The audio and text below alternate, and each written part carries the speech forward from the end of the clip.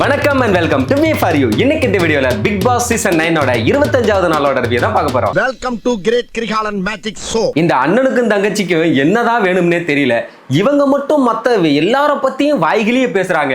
ஆனா மத்தவங்க யாராச்சும் இவங்கள பத்தி பேசிட்டா உடனே சண்டைக்கு வந்துடுறாங்க. ஆனா அப்படிப்பட்ட அவங்களையே இன்னைக்கு எபிசோடுல பார்வதி எல்லாரையும் எரிச்சப்படுத்தி இரிட்டேட் பண்ணிக்கிட்டு இருந்தா இன்னைக்கு பார்வதியவே ஒருத்தர் இரிட்டேட் பண்ணி கதற விட்டுருக்காப்ல. அது என்ன ஏது அப்படிங்கறதெல்லாம் வாங்க வீடியோக்குள்ள போய் பார்க்கலாம்.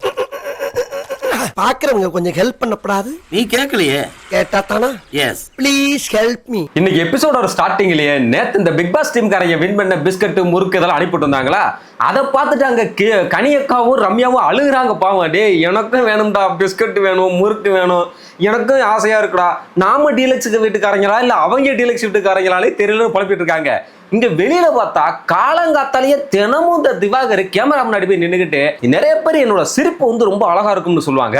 அதனால இன்னைக்கு நான் உங்களுக்கு என்னோட அந்த அழகான சிரிப்பை வந்து பண்ணி காட்டுறேன் பாருங்கன்னு சொல்லிட்டு ஒரு சிரிப்பை போடுறாப்புல. கலகலப்புல நம்ம இவர் சூர்யா சிரிப்பு போடுவாரு அந்த மாதிரி.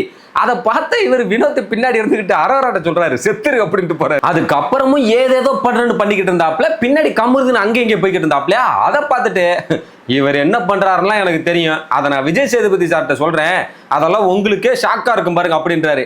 அது வேற ஒண்ணும் இல்ல, பாரு விஷயத்தை தான் சொல்லிக்கிட்டு இருக்காப்ல. அது அவருமே நீ அப்படி என்னத்த சொல்லு அப்படின்னு கேட்டா, அதை உங்ககிட்ட சொல்ல முடியாது, நான் சார்கிட்ட சொல்லிக்கிறேன், உன்ன மாதிரி தரமில்லாத ஆள்கிட்ட பேச முடியாது அப்படின்றா. ஆனா இந்த தர்பூசணி பேசுறதை கேட்டு பார்வதியே சொல்லிட்டாங்க, இங்க பாரு எதை பேசணும் எதை பேசக்கூடாதுன்னு எனக்கு தெரியும், உன்னோட இதுக்கு என் விஷயத்தை யூஸ் பண்ணிக்காத அப்படின்ட்டாங்க. உடனே கம்பருதுன்னு சொல்லிட்டாப்ல, நீயே தங்கச்சி தங்கச்சின்னு சொல்லிட்டு தப்பா நடந்துக்கிறாள் அப்படின்னா அதுக்கப்புறமா நான் இவரை பத்தி சார்ட்ட சொல்லுவேன், அப்ப நீங்க பாருங்கன்னு இருந்தாப்லையா. கமருதுன்னு பின்னாடியே போய் மார்க்கிங் பண்ணிட்டு இருந்தாரு. உடனே அதை பாரு முறைச்சு பார்த்துக்கிட்டு இருந்தாங்க. அதை பார்த்துட்டு கமருதுன்னு என்னாச்சு, நான் அவரை தாங்க பண்ணிட்டு இருக்கிறேன், அது ஓகே அப்படின்னு கேட்கிறாரு. உடனே தயவு செஞ்சு போயிரு போ அப்படின்ற. இது என்ன கதைன்னு புரியல. பிரச்சனை அவங்க ரெண்டு பேர்த்துக்கும். அப்படியே பார்த்தாலும் பார்வதி விஷயத்தை நான் வெளியே சொல்லுவேன் சொன்னது திவாகர். நியாயமா பார்த்தா இவங்க திவாகரத்தான் முறைச்சு பார்த்துருக்கணும். ஆனா கமருதினை பாக்குறாங்க.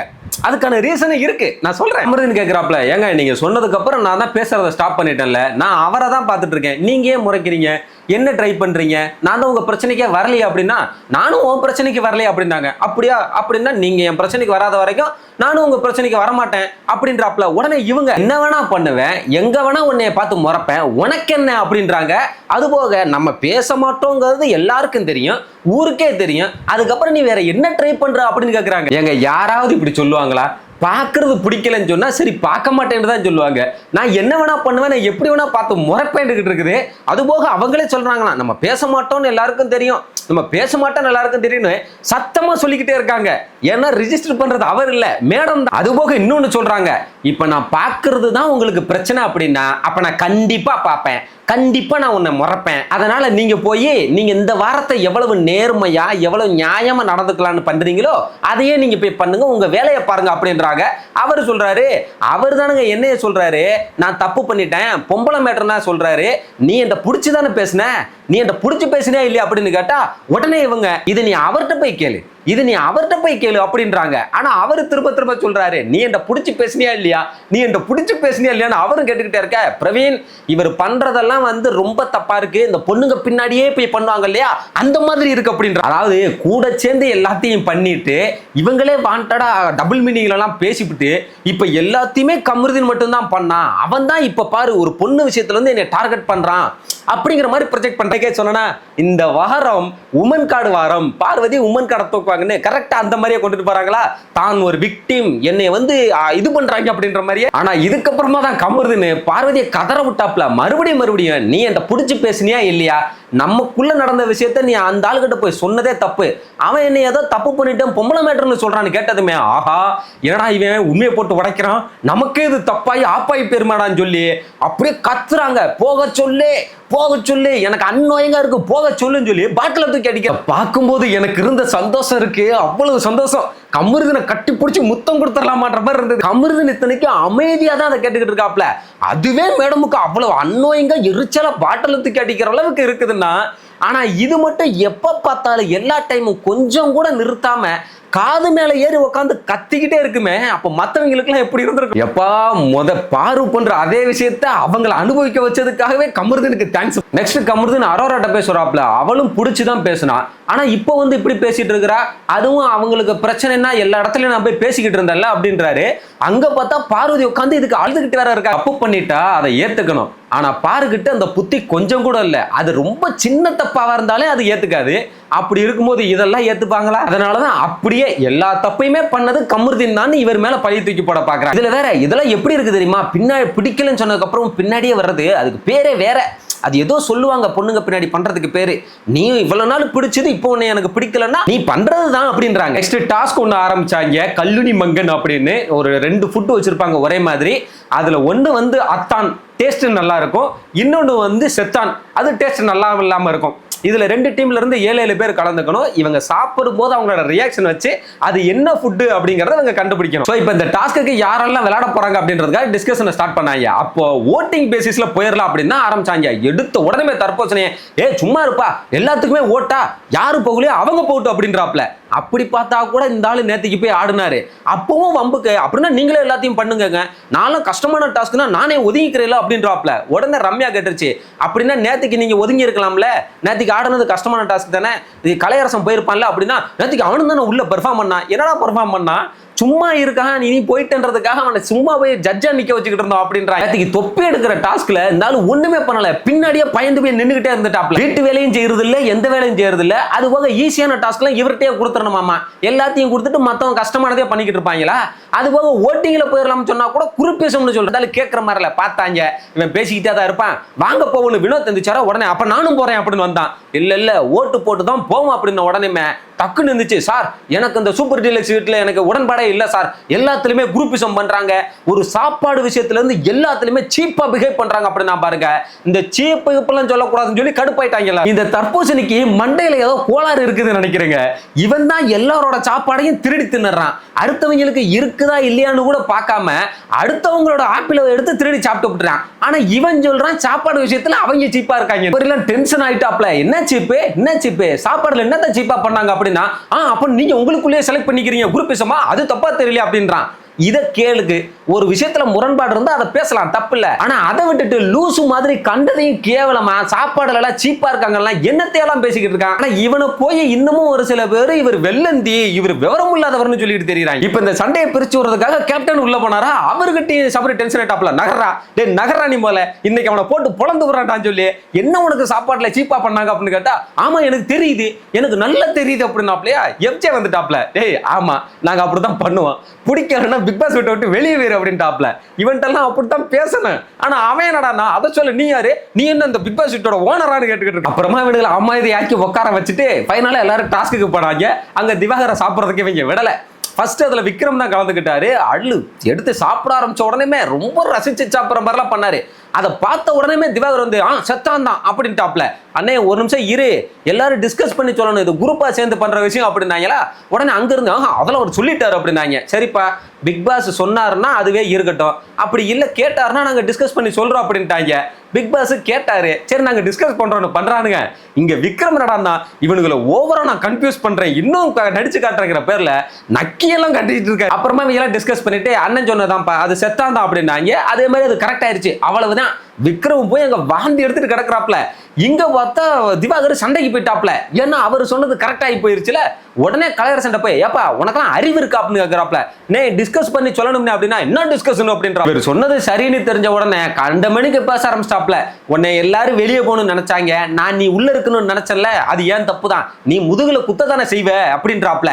என்னமோ இவர் தான் இந்த பிக் பாஸோட ப்ரொடியூசர் மாதிரியே இவர் நினைச்சுதான் கலையரசனை உள்ள வச்சிட்டு இருக்கிற மாதிரி பேசிட்டு இருக்காப்ல. ஆனா கலையரசன் டென்ஷன் ஆயிட்டாப்ல, இந்த தேவை இல்லாமலாம் பேசிக்கிட்டு இருந்தா உனக்கு அவ்வளவுதான். நெக்ஸ்ட் கனியக்காவை அனுப்பி விட்டாங்க. அவங்க விக்ரம் சாப்பிட்ட அதே ஃபுட்டை தான் எடுத்து சாப்பிட்டாங்க. ஆனா சும்மா சொல்லக்கூடாது, என்ன ஆக்டிங் எப்பா, அவ்வளவு பெரிய ஓவர் ஆக்டிங்க போடுறாங்க. சும்மா நடிச்சிருந்தா கூட அவங்க கன்ஃபியூஸ் ஆயிருப்பானுங்க. இவனுங்க நடிக்கிறேன்ற பேர்ல ஓவர் ஆக்டிங் போட்டதுலயே அவங்க கரெக்டா கண்டுபிடிச்சு சொல்லிட்டாங்க. சோ அந்த மேட்ச் டிராவ் ஆயிடுச்சு. அதனால ட்ரை பிரேக்கர் ரவுண்ட் ஒன்று வச்சானுங்க. அதுல இவங்க டீம்ல இருந்து சுபிக்ஷா போச்சு, அந்த புள்ளைய இவங்க தப்பா கண்டுபிடிச்சிட்டாங்க. இவங்க டீம்ல இருந்து தர்போஷினி அனுப்புனானுங்க, அந்த ஆள அவனுங்க கரெக்டா கண்டுபிடிச்சிட்டானுங்க. அதனால இந்த டாஸ்க்ல பிக் பாஸ் டீம் வின் பண்ணி தர்போஷினி நான் தான் ஆடியே திருவேன் அவ்வளவு பேசி போயிட்டு அங்க தோத்துட்டு வந்துட்டு வெளியே வந்ததுமே பார்வதி சொல்றாப்ல, நான் கொஞ்சம் ஓவர் ஆக்டிங் பண்ண வேணாமேன்னு பார்த்தேன், ஏன்னா அங்க வந்த மத்தவங்க எல்லாருமே ரொம்ப ஓவர் ஆக்டிங் தான் பண்ணிட்டு இருந்தாங்க அப்படின்றாரு. அதுக்கு அவங்களும் ஆமா எல்லாரும் ரொம்ப தான் ஓவர் ஆக்டிங் பண்ணாங்க அப்படின்றாங்க. முதல்ல இவனை ஆக்டிங் பண்ண சொல்லுங்கடா, அதுக்கப்புறமா ஓவர் ஆக்டிங் எல்லாம் பண்ணலாம். அந்த பார்வதி என்னடான்னா ஒரு டாஸ்க்ல கூட வின் பண்ணது கிடையாது, எதுக்குமே லாய்க்கு கிடையாது. ஆனா மத்தவங்கள பத்தி மட்டும் பேச சொல்லுங்க, வாய் வந்த வாசி வரைக்கும் கிளியும். நெக்ஸ்ட் இன்னொரு டாஸ்க் ஒன்று வச்சாங்க. இன்னைக்கு என்னன்னு தெரியல, ஒரே டாஸ்கா வச்சு தள்ளுறானுங்க. ஒரு சீட்டுல ஒரு வார்த்தை எழுதியிருப்பாங்க, அது யாருக்கு பொருந்தும் அப்படிங்கறத சொன்னோம். இதுல அரோரா வந்து காக்கா கூட்டம் மாதிரி எல்லாத்துக்கும் போறது யாரு அப்படிங்கிற மாதிரி கேட்டிருந்தாங்க. அதுக்கு பார்வதி திவாகர் கலையரசன் தான். பார்வதி எல்லா சண்டைக்கும் எல்லா இடத்துலயும் இவங்களாவே போயிருவாங்க. அவங்க போய் சண்டை போட்டு டயர்ட் ஆகிற நேரத்துல அவங்களோட எனர்ஜியை சேவ் பண்ண வைக்கிறதுக்காக கரெக்டா திவாகர் அடுத்ததா உள்ள போவார் அப்படின்ற மாதிரி சொன்னாங்க. அவங்க சொல்றது கரெக்ட் தான், அவங்க அப்படித்தான் பண்றாங்க. ஆனா பார்வதி அதுக்கு நாட் ஃபேர், உங்களோட அப்சர்வேஷன் அவ்வளவுதானா அப்படி. நெக்ஸ்ட் கலையரசன் வந்தாப்ல, சொல்றதெல்லாம் உன் நல்லதுக்கு தான் சொல்றேன்னு சொல்லுவாங்க, ஆனா ஃபுல்லா விஷத்தை கக்குவாங்க அப்படின்னு போட்டிருந்துச்சு. அதுவுமே பார்வதிக்கு தான் பொருந்தும். ஆனா அவர் என்னடான்னாக்கா வினோத்தை சொல்றாப்ல, உடனே பார்வதி பாயிண்ட் விசில் எல்லாம் வேற அடிக்கிறாங்க. 2 நாளைக்கு முன்னாடி வரைக்கும் இதுக்கு சப்போர்ட் பண்ணிக்கிட்டு இருந்தாப்ல, அப்பெல்லாம் கூட வச்சுக்கிட்டு இருந்துட்டு இப்ப எப்படி விஷத்தை கக்குதுன்னு பாருங்க. கமருதீன் வந்தாப்ல, மேல் மாடி காலி யாருக்கு அப்படின்றதுக்கு ஸ்ட்ரைட்டா வந்து நம்ம திவாகர் தான் சொன்னாப்ல, அண்ணனுக்கு வந்து சுயமா யோசிக்கிறதுக்கு ஒரு இதுவுமே கிடையாது, யாரு என்ன சொன்னாலுமே அது என்ன ரீசன்லாம் யோசிக்கவே மாட்டாரு, அவருக்கு சப்போர்ட் பண்ணா சப்போர்ட் பண்ணாரு, அப்படி இல்லைன்னா அகென்ஸ்டா மாறிடுவாரு, அது யாருக்கா இருந்தாலும் சரிதான் அப்படின்னாரு. இது 100க்கு 900% கரெக்ட். ஆனா அடுத்ததா பார்வதியை சொன்னாரு பாருங்க, அது தப்பு. அது வன்பத்துல சொன்னாப்ல, ஏன்னா பார்வதி ஒரு வில்லி, அந்த மாதிரி வில்லத்தனம் பண்றதுக்கெல்லாம் மேல் மாடியில ஏதாவது வேணும், அப்படி இல்லைன்னாலும் கஷ்டம். திவாகர் வந்து மூஞ்சிக்கு முன்னாடி நல்லா சிரிப்பாங்க, பின்னாடி போய் நாமினேஷன் பண்ணுவாங்க அப்படின்றதுக்கு அவர் வினோத்தை சொன்னாப்ல. அவரு கேட்கிறாரு, நான் எப்ப உன் மூஞ்சிக்கு முன்னாடி சிரிச்சேன், உன் முன்னாடி சண்டதானியா போட்டுக்கிட்டு இருக்கேன் அப்படின்ற. நெக்ஸ்ட் வந்த எல்லாருமே பார்வதியை தான் சொல்லிக்கிட்டு இருந்தாங்க. அது அவங்களுக்கு பொருந்தத்தான் செய்யும், ஏன்னா அப்படிதான் எல்லா ரீசனுமே வந்திருந்தது. ஆனா அது அவங்களுக்கு மட்டும் தான் பொருந்துமான்னு கேட்டா அப்படி கிடையாது, அங்க இருக்கிற வேறு சிலருக்கும் பொருந்தும். ஆனா அவனுக்கு பார்வதியை தான் சொல்லிக்கிட்டு இருந்தாங்க. தேவையில்ல, வெறும் பஸ் சார்ஜ் கொடுத்தாலே போதும் அப்படின்னு வந்துருந்துச்சு. திவாகர் தான் சொல்லுவேன், சும்மா நடிப்பறக்கன்னு அதே விஷயத்தை தான் பண்ணிக்கிட்டு இருக்காரு ஒரு மாசமா. வெளியில பண்ண அதே தான் இங்கேயும் பண்ணிக்கிட்டு இருக்காரு, வேற என்னத்த புதுசா பண்ணிட்டாருன்னு சொல்லிட்டு அடுத்ததா துஷாரையும் கலையரசனையும் சொல்லி அவர் சொல்லி முடிச்சதுமே தர்பூசணி ஆரம்பிச்சுட்டான். நான் கூட தான் எஃப்ஜே எந்த வேலையுமே செஞ்சு நான் பார்த்ததே கிடையாது, 24 மணி நேரம் தூங்கிட்டு தான் இருக்காப்லன்றதுமே. வினோத் வந்துட்டாரு, இங்க பாரு நீ பேசும்போது யாராவது பேசுனாங்களா, இப்ப நீ ஏன் பேசுற அப்படின்றாரு. கேப்டன் வந்து சொல்றாப்ல, அப்பயும் கேட்க மாட்டான், என்னோடதுல நீ எல்லாம் 30% கூட கிடையாது தம்பி, ஒரு நாமினேஷன் போறதுக்கு பையன் ஃப்ரீ பாஸ் வாங்கிட்டு ஓடிடுற, ஒரு வாட்டி நாமினேஷன் போப்பா. இவனு தானங்க சொன்னான், அப்ப யாராவது பேசுனாங்களா? சிம்பிளா வினோத் வந்து நான் எங்கெங்க முன்னாடி சிரிச்சேன்னு மட்டும் கேட்டுட்டு முடிச்சுட்டாருல, ஏதாவது சண்டை போட்டாங்களா? ஆனா இவனை பத்தி மட்டும் எவனுமே எந்த குறையும் சொல்லிடக்கூடாது, உடனே தூக்கிட்டு வந்துடும். அதுக்கப்புறமா நிக்காம சீக்கு அந்த கோழி மாதிரி எப்பயுமே தூங்கிக்கிட்டே இருக்கான். எனக்கு வீட்டு வேலை தெரியாதுப்பா, நான் ஒத்துக்கிறேன், நான் அதெல்லாம் செஞ்சது கிடையாது, but acting will reach more people. யார் அதிகமா வைரல் ஆனாங்க, வெளியில மக்கள் யார் அதிகமா பாக்குறாங்க, அவர் மூஞ்சி அதிகமா பாக்குறாங்களா, ஏன் மூஞ்சி அதிகமா பாக்குறாங்களான்னு வெளியே தெரியும். அப்படி எல்லாம் விஜய் சேதுபதியை சொல்லணும், உங்க கிளிப் வெளியில வைரல்னு சொன்னார்ல, அதனால இவன் என்னெல்லாம் பேசுறான் பாத்தீங்களா. அதுவும் இல்லாம வீட்டு வேலை தெரியாதுன்னா வெளியே போயிடணும். இவங்களுக்குன்னா வீட்டு வேலை தெரிஞ்சு வந்தாங்களா, இல்ல இவருக்கு பெரிய மகாராஜா இவருக்கு வீட்டு வேலை செஞ்சு பணிவிட செய்யறதுக்கு வந்திருக்காங்களா மத்தவங்க? அப்புறமா நிக்காம கத்துறான், நாமினேஷன் போச்சுல்லே, ஒரு நாமினேஷன் போச்சுல்லே, ஒரு நாமினேஷன் போக சொல்லுன்னு கத்திக்கிட்டு இருக்கான்.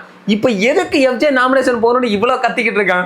பேசின ரீசன் வேற என்னவோ, அதுக்கு நாமினேஷன் போறதுக்கு என்ன சம்பந்தம்னே தெரியல. அப்புறமா அவனை சமாதானப்படுத்தி உட்கார வச்சுட்டு எஃப்ஜே பேச வச்சோன்னா, அவரு நான் பேச மாட்டேன், நான் 2 நிமிஷம் கழிச்சு தான் பேசுவேன், அவன் இவ்வளவு நேரம் பேசிக்கிட்டு இருந்தாலும் அப்படின்ட்டாப்ல.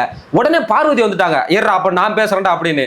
உடனே இவனுக்கு எல்லாரும் பேச ஆரம்பிச்சிட்டானுங்க, என்னது அவங்க எப்படி பேச போல, என்ன பேச சொன்னாங்கன்னு அவளை பேசியே விடாம இவனுக்கு மட்டும் கத்திட்டு இருக்கானுங்க. அப்புறமா ஒரு வழியா இவனுங்களை சமாதானப்படுத்தி உட்கார வச்சு, விடுங்கடா அது பேசிட்டு போயிட்டும்டான்னு உட்கார வைக்கிறாங்க. நெக்ஸ்ட் பார்வதி பேச ஆரம்பிச்சாங்க. அவங்களுக்கு விக்டிம் கார்டு தான் இவங்களோட விசிட்டிங் கார்டு அப்படின்னு வந்துருந்துச்சு.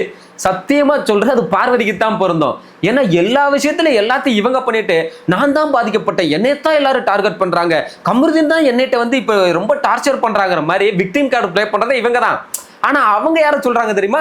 கமருதீனை சொல்றாங்க. எல்லாத்துக்குமே என் சைட கேட்கவே மாட்டாங்கன்னு சொல்றாரு, ஆனா அவரு தான் எல்லாத்துக்குமே பிசிக்கலா பண்றாரு, மேன் ஹேண்ட்லிங் பண்றாரு அப்படின்னு சொல்லுமே. கமருதீன் சொல்லிட்டாப்ல, அது எல்லாமே உனக்காகத்தான பண்ணேன், அப்ப மட்டும் இனிச்சுதான் கேட்டு. பார்வதிக்கு தான் இந்த விஷயம் பக்காவா பொருந்தும். அப்படி இல்லைனாலுமே பார்வதி இப்ப கமருதினை சொன்னது ஃபுல் வன்மத்தலங்கிறது தெரியுது. ஏன்னா கேட்டிருக்கிற ரீசன் என்ன, விக்டிம் கார்டு பிளே பண்றது. இங்க பார்வதி சொல்ற ரீசன் என்ன, அவர் பிசிக்கல் அட்டாக் பண்ணுவாரு, மேன்லிங் ஹேண்ட்லிங் பண்ணுவாரு, இதெல்லாம் அதுக்கு ரீசனா. நெக்ஸ்ட் வந்து எஃப்ஜேக்கு கொலாடி சண்டை போடணும் அப்படின்னா நீங்க எந்த 3 பேரை அனுப்புவீங்க அப்படின்னு கேட்டதுமே எஃப்ஜே சொல்லிட்டாரு, பாரு நீயாவே ஒழுங்கா கையை தூக்கிற அப்படின்னு. அவங்களுமே எந்திரிச்சிட்டாங்க. அடுத்ததா கமருதினை சொல்லிட்டு என்னைய சொல்லணும்னா நான் சொல்லியிருப்பேன், முடியாதுங்கிறதுனால நான் ரம்யாவை சொல்றேன், அவளோட பொட்டன்ஷியல் உங்களுக்கு யாருக்கு தெரியல, அவ வேற மாதிரி சண்டை போடுவா, யாருக்கிட்டையும் காட்டல அப்படிங்கிற. அடுத்ததா ரம்யாவுக்கு யாரு சாப்பிட்டு தூங்குறது அப்படின்னதுக்கு பார்வதியவும் தர்பூசணியும் சொன்னாங்க. ரெண்டுமே தப்பு. ஆனா அவங்க சாப்பிட்டு அவர் தூங்குவாரு, சண்டை போடுவாரு, அவ்வளவுதான் சொல்லிக்கிட்டு இருக்கும் போது இந்த தர்பூசணி இதெல்லாம் சேஃப் கேம் அப்படின்ட்டாப்ல. அவ்வளவுதான்.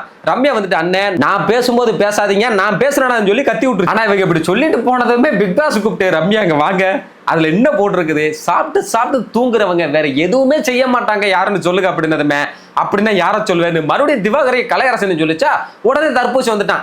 இவங்களே சாப்பிட்டு தூங்கிட்டு தான் இருப்பாங்க, அப்புறம் கை வலிக்குது முதுகு வலிக்குதுன்னு சொல்லுவாங்கன்னதுமே அவங்க கடுப்பாயிட்டாங்க. ஆமா உனக்கு என்ன, நான் வலிக்குதுன்னு சொல்லி ஏதாவது ஆடாம இருந்தனா, நீ சும்மா வெறுமனே நடிப்பு அரக்கன்னு கத்துறதை தவிர வேற என்ன பண்ண அப்படின்னு கேட்டு விட்டுரு. அப்பவும் இந்த திவாகர் நிக்காம நீ என்ன பண்ணிருக்க, சும்மா சாப்பிட்டு தூங்கிட்டு தானே இருக்க அப்படின்னு கேட்கயுமே, ஆமா அப்படிதான் பண்ணுவேன், உனக்கு என்ன பிரச்சனை அப்படின்னு கேட்கறாங்க. இதுல பார்வதி வர குறுக்க வரையும் அவங்ககிட்ட போயிட்டாங்க. ஏய் பார்வதி நீ வராத, உன்ட்ட நான் ஏதாவது பேசணும்னா அப்படின்னு கேட்டா, அது எப்பயும் போல பார்வதி நான் அப்படித்தான் பேசுவேன்னு சொல்லி. ஆனா பார்வதி கேட்ட ஒரு கேள்வி கரெக்ட், ஏன் உனக்கு என்ன பயமா இருக்கா, சொல்ல வேண்டியதானே, என்னை பார்த்தா தூங்குற மாதிரியா இருக்கு, ஏன் நாமினேஷன்ல வந்துரும்னு பயமா இருக்கும் அப்படின்னு கேட்டாங்க. அது கரெக்ட்.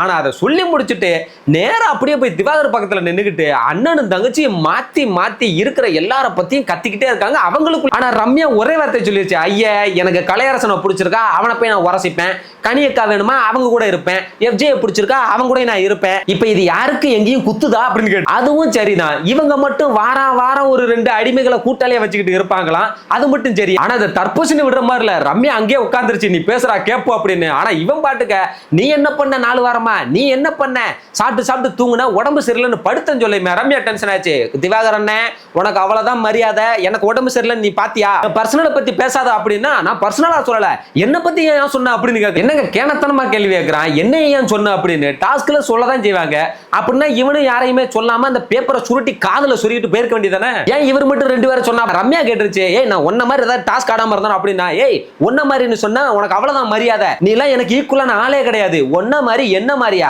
உங்ககிட்ட ஒரு தராதரம் வேணும் அப்படிங்க. இவனோட தராதரம் தான் என்னடா கொஞ்சம் கேளுங்களேன்டா, இவன் யாரு, இவன் தகுதி என்ன, ஒரு லிஸ்ட் எடுத்துருங்களேன் ஒரு தடவையாவது. எப்ப பார்த்தாலும் நீ எனக்கு ஈக்குவலான ஆளா, நீ உனக்கு தராதரமே கிடையாதுன்னே சொல்லிக்கிட்டு இருக்கான். அப்படி என்னதான் இவனுக்கு தராதரம் இருக்கு, என்ன ஈக்குவல் இல்லை இவனுக்கு, எல்லா விதத்திலுமே தான் பெரிய ஆளு அப்படிங்கிற மைண்ட்லயே தான் இவன் இருக்கான் எல்லா விஷயத்திலும். ஆனா இதுல சபரி கடுப்பாயிட்டாப்ல, அண்ணே என்ன தராதரம் வேணுங்கிற, என்ன சொல்லிக்கிட்டு இருக்கான்னு கேட்டா, ஏய் அவங்க பேச மட்டும் எங்க போச்சு, வா பொண்ணு எல்லாம் பேசுறாங்க அப்படின்னு கேட்டா, இவனை என்னன்னு பேசுவாங்க, தராதரம் வேணும்னு கேட்டா வாப்போன்னு பேசுறது ஒரு தராதரமானு கேக்குறான். ஏண்டா அதுக்குன்னு அவ்வளவு பெரிய வார்த்தையை சொல்லிட்டு எதுக்கு ரீசனா சொல்லிக்கிட்டு இருக்கான். அதுக்கப்புறமா சபரி என்ன உடம்பு சரியில்லாத பத்தி எல்லாம் பேசிக்கிட்டு இருக்கான்னு கேட்டா, சபரி குறுப்பிசம் பண்ணாதன்னு சொன்னா பாருங்க. அப்ப சபரி ஒரு பஞ்சு டைலாக் விட்டாரு பாருங்க, எப்பா ஏய் என் தங்கச்சியை பத்தி பேசினா நான் கேட்பேன், அதுக்கு பேரு குறுப்பிசம்னா இது குறுப்பிசம் தான் அப்படின்னு. அது வேற ஒண்ணும் இல்ல, நேற்றுக்கு பார்த்தா ஆண் பாவம் பொல்லாதது ட்ரெய்லரோட எஃபெக்ட், வேற ஒண்ணும் இல்ல. ஆனா சபரி திரும்பவும் என்ன தகுதி தராதர வேணுன்ற, என்ன தகுதி தராதரன்னு கேட்டாக்கா, அதுக்கு உடனே திவாகர் வந்து வாப்போன்னு பேசுறாங்கன்னு சொல்லிட்டு முண்டிக்கிட்டு இடிச்சு தள்ளிட்டு போனானா, சபரி பார்த்தாப்ல எல்லாம் தள்ளிப்போ கொஞ்சம், இப்ப இவன் என்ன பண்றான்னு பாப்பா, தள்ளிப்போ அப்படின்றாப்ல. உடனே மேடம் பாரு வந்துட்டாங்க, கொஞ்சம் தள்ளி நின்று பேசு சபரி, தள்ளி நின்று பேசு அப்படின்னு. ஏய் உங்க அண்ணன் தான் என்ன தீடிச்சு தள்ளிக்கிட்டு இருக்கான், அவன் தான் வந்துட்டு இருக்கான் பாரு, உங்க அண்ணன்ட்ட சொல்லு அப்படின்னாக்கா, எப்படி இருந்தாலுமே நீ தள்ளி நின்று பேசு அப்படின்றாங்க. எப்படி ஒரு லாஜிக் பாத்தீங்களா, அவங்க அண்ணனே அடிச்சுட்டு போனாலும் எப்படி இருந்தாலும் இவ தான் தள்ளி நின்று பேசணும். நெக்ஸ்ட் கனியக்காமே வந்து சொல்லிட்டாங்க, டேய் விஜய் சேதுபதியே சொல்லிட்டாரு, நல்ல விஷயத்துக்காக ஒண்ணு சேர்ந்தா அது குரூப்பிசம் கிடையாதுன்னு. ஏன் முதுகுக்கு பின்னாடி ஒளிஞ்சுக்கிட்டு இருக்கிறவங்க யாருன்னு கேட்டப்ப பார்வதி திவாகர் நான் சொன்னாங்க, என்னையே தானே சொன்னாங்க, நாங்க ஏதாவது கேட்டமான்னு சொல்லுமே. எஃப்ஜே சொல்லிட்டாப்ல, அறிவில்லாதவங்க கிட்ட எல்லாம் பேச முடியாது, உட்காருங்க. உடனே பார்வதி திவாகர் போறாங்க, அண்ணே நீ பேசாம உட்காரு, அப்புறம் எல்லாத்துக்குமே நாம தான் சொல்லிடுவாங்க, நீ அமைதியா உட்காரு அப்படின்றாங்க. என்னங்கடா நடக்குது இங்க, இப்ப எல்லாத்தையுமே பண்ணதே இவங்க தானடா, அப்புறம் என்ன நம்மள சொல்லிடுவாங்க, அவங்கள தானே சொல்ல முடியும். ஆனா அண்ணன் தங்கச்சி இவ்வளவு நேரம் எல்லாத்தையும் பண்ணி முடிச்சுட்டு பார்வதி போய் உட்காந்துட்டு டாஸ்க் ஆரம்பிங்க அப்படின்னாங்க. எஃப்ஜே கேட்டாரு, எல்லாத்தையும் களைச்சு விட்டுட்டு டாஸ்க் நடக்கணும்னா எப்படி பாரு அப்படின்னு கேட்டா, இதெல்லாம் பேசுறதுக்குன்னே ஒரு 10 பேர் வந்துருவாங்க சி அப்படின்றாங்க. மனுஷங்க கிட்ட பேசலாம், இதுங்க கிட்ட பேசி என்ன தாங்க. அப்புறமா ரம்யாவை பேச வச்சாங்க, அவங்க அரோராவை சொன்னாங்க. உடனே எஃப்ஜே எந்திரிச்சுக்கிட்டு வினோத் எந்திரிச்சுக்கிட்டு அவங்க பண்ணதை அப்படியே மார்க்கிங் பண்றாங்க. ஏய் என்னமா நீ அரோராவை சொல்ற, அவங்க என்ன பண்ணாங்கன்னு உனக்கு தெரியுமான்னு இவங்க அப்படியே திவாகர் மாதிரி கத்தி காட்டிட்டு மார்க்கிங் பண்ணிட்டு இருந்தானுங்க. மார்க்கிங் பண்றது தப்பு தான், ஆனா இவனுங்களுக்கு பண்றது சரிதான். இவ்வளவு நேரமா சம்பந்தமே இல்லாம ஒரு சண்டையை போட்டு எல்லாரையும் வெறுப்பேத்துனாங்க இல்ல, அவங்களும் கொஞ்சம் அனுபவிச்சு வியானாவும் கம்பருதுன்னு வந்தாங்க. அப்போ ஜெயிக்கிற குதிரை மேல சவாரி பண்றது யாரு அப்படின்னு கேட்டிருந்தது. அதுக்கு வியானா ஒண்ணு சொன்னாங்க பாருங்க, வினோத் அண்ணன் வந்து திவாகர் ஃபேமஸா இருக்காருங்கிறதுக்காகவே அவர் கூடவே நம்ம ஏதாவது எதையோ ஒன்று நம்ம பண்ணா கூட நம்ம வெளியே தெரியும்ன்றதுக்காக கியூட்டுன்னு நினைச்சிட்டு என்னென்னமோ பண்றாரு. பட் அதெல்லாம் பார்க்கறதுக்கு ரொம்ப ரொம்ப இரிட்டேட்டிங்கா தான் இருக்குன்னு சொன்னாங்க பாருங்க. அவ்வளவுதான். பார்வதியும் திவாகரும் அப்படி கைதட்டுறாங்க. இந்த தர்பூசணி எல்லாம் நரம்பு புடைக்கிற அளவுக்கு கைதட்டுறாங்க. ஏன் இப்ப பேச வேண்டியதானே? பேச மாட்டாங்க. ஏன்னா அவங்களுக்கு சப்போர்ட்னா அப்பெல்லாம் பேச மாட்டாங்க. ஆனா வினோத் சொல்லிட்டாப்ல, நான் ஒண்ணு மத்தவங்க மாதிரி ஒரு வருஷம் ஃபேமஸ் ஆன ஆளு கிடையாது, 20 வருஷமா நான் ஃபேமஸ், நான் ஏன் அங்க போகணும். நெக்ஸ்ட் எஃப்ஜே, சபரி, கனியக்கா இவங்க மூணு பேருமே யூஸ் பண்ணிக்கிறாங்கன்னு வியானா சொல்லுச்சு. அதுக்குமே 2 பேரும் எந்த சின்னலாம் கைதட்டுறாங்க. அவ்வளவு சந்தோஷம் 2 பேர்த்துக்கும். அதுலயும் கரெக்டா சொல்லிட்டேன் இருக்காங்க. ஆனா எனக்கு என்னமோ வியானா பண்ணதை பார்க்கும்போது நான் வந்து ரொம்ப நியூட்ரலான ஆளுப்பா, நான் இந்த பார்வதி திவாகர் பக்கமும் நான் கிடையாது, இவங்க கூட நான் இல்லை, நாங்க வந்து சேர்ந்தெல்லாம் இல்லை, ஏன்னா அவங்களே நான் சொல்றேன் பாத்தீங்களா, நான் ரொம்ப சரியா நியாயமா இருக்கிற ஆளுன்னு காட்டிக்கிறதுக்காகவே இவங்களை பத்தி அட்டாக் பண்ண மாதிரி தான் எனக்கு தெரிஞ்சது. ஏன்னா வினோதனனுக்கு சொன்ன ரீசன் கூட ஏதோ ஒரு வகையில ஒத்துக்கலாம்னு வைங்களேன். ஆனா சபரி, எஃப்ஜே, கனியக்காவுக்கு சொன்னது சம்பந்தமே எல்லாமே இவங்க 3 பேரும் ஒன்னா இருக்காங்கன்றதுக்காக சொன்ன மாதிரி தான் இருந்தது. இதுல யாரு ஜெயிக்கிற குதிரை, யாரு சவாரி பண்றாங்கறதெல்லாம் சொல்லல. இதுல பிக் பாஸ் வேற போதாக்கு வரைக்கு வியானா உங்ககிட்ட இருந்து நான் இப்படி ஒரு விஷயத்தை எதிர்பார்க்கவே இல்லை, very very very very impressive, செம்மையா பண்ணிட்டீங்கன்னு சொன்ன உடனே பார்வதியும் திவாகரும் அப்படி குதிக்கிற. இப்ப மட்டும் அது தப்பே கிடையாது, அடுத்தவங்களுக்கு சொல்லும் போது நம்ம இப்படி என்ஜாய் பண்றோம் கத்திரமேங்கிறதெல்லாம். ஆனா இவங்களுக்கு பண்ணிட்டா மட்டும் தாம் தும்னு வானத்துக்கும் பூமிக்கும் குதிப்பாங்க. என்னத்த சொல்ல இதுகளை பத்தி எல்லாம். மக்களே, இதோட இந்த வீடியோ முடிஞ்சு போச்சு. இன்னைக்கு வீடியோ எப்படி இருந்தது அப்படின்றது கமெண்ட்ல சொல்லுங்க. நாளைக்கு வந்து இது worst performer best performer task நடக்கும். அதுக்கு முன்னாடியே நீங்க யார் இந்த வீக்ல பெஸ்ட் பெர்ஃபார்மர் ஒஸ்ட் பெர்ஃபார்மர் அப்படின்றத கமெண்ட்ல சொல்லுங்க. இந்த வீடியோ உங்களுக்கு பிடிச்சா வீடியோ லைக் பண்ணுங்க, ஷேர் பண்ணுங்க, கமெண்ட் பண்ணுங்க, மறக்காம நம்ம சேனலுக்கு சப்ஸ்கிரைப் பண்ணுங்க. நான் நாளைக்கு வந்து உங்களை மீட் பண்றேன். அது வரைக்கும் டாடா.